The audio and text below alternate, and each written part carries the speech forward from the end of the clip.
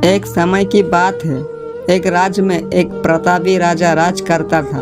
एक दिन उसके दरबार में एक विदेशी अंगतुक आया और उसने राजा को एक सुंदर पत्थर उपहार में दिया। राजा वो पत्थर देख बहुत प्रसन्न हुआ। उसने उस पत्थर से भगवान विष्णु की प्रतिमा का निर्माण कर उसे राज के मंदिर में स्थापित करने का निर्णय लिया और प्रतिमा निर्माण का कार्य राज के महामंत्री को सौंप दिया। महामंत्री गांव के सर्वश्रेष्ठ मूर्तिकार के पास गया और उसे वो पत्थर देते हुए बोला, महाराज, मंदिर में भगवान विष्णु की प्रतिमा स्थापित करना चाहते हैं। 7 दिवस के भीतर इस पत्थर से भगवान विष्णु की प्रतिमा तैयार कर राजमहल पहुंचा देना। इसके लिए तुम्हें 50 स्वर्ण मुद्राएं दी जाएगी। 50 स्वर्ण मुद्राएं की बात सुनकर मूर्तिकार खुश हो गया और महामंत्री के जाने के उपरांत प्रतिमा का निर्माण कार्य प्रारंभ करने के उद्देश्य से अपने औजार निकाल लिए। अपने औजारों में से उसने एक हथौड़ा लिया और पत्थर तोड़ने के लिए उस पर हथौड़े से वार करने लगा, किंतु पत्थर जस का तस रहा। मूर्तिकार ने हथौड़े के कई बार पत्थर पर किए, किंतु पत्थर नहीं टूटा। 50 बार प्रयास करने के उपरांत मूर्तिकार ने अंतिम बार प्रयास करने के उद्देश्य से हथौड़ा उठाया, किंतु ये सोचकर हथौड़े पर प्रहार करने के पूर्व ही उसने हाथ खींच लिया कि जब 50 बार वार करने से पत्थर नहीं टूटा तो अब क्या टूटेगा।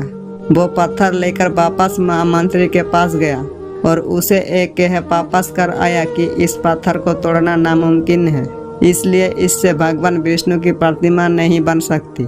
महामंत्री को राजा का आदेश हर स्थिति में पूर्ण करना था, इसलिए उसने भगवान विष्णु की प्रतिमा निर्मित करने का कार्य गांव के एक साधारण से मूर्तिकार को सौंप दिया। पत्थर लेकर मूर्तिकार ने महामंत्री के सामने ही उस पर हथौड़े से प्रहार किया और वो पत्थर एक बार में ही टूट गया। पत्थर टूटने के बाद मूर्तिकार प्रतिमा बनाने में जुट गया। इधर महामंत्री सोचने लगा कि काश पहले मूर्तिकार ने एक अंतिम प्रयास और किया होता तो सफल हो गया होता और 50 स्वर्ण मुद्रा के हकदार बनता।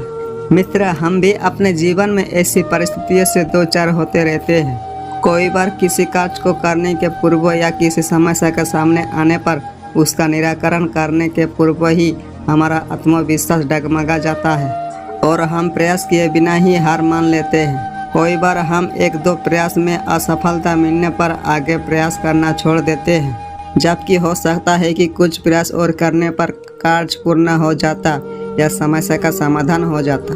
यदि जीवन में सफलता प्राप्त करनी है तो बार बार असफल होने पर भी तब तक प्रयास करना नहीं छोड़ना चाहिए जब तक सफलता नहीं मिल जाती।